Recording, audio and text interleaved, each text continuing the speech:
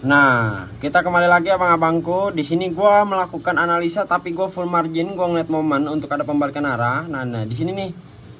Nah, di sini masuk abangku, gelo masuk ya. Di sini gua ngeliat peluang besar untuk gua melakukan entry sell full margin ya. Hasilnya masuk ya, hasilnya masuk, menang banyak gua guys ya. Nah, jadi kalau ada peluang untuk momen itu, jadi lebih baik entry gede guys ya.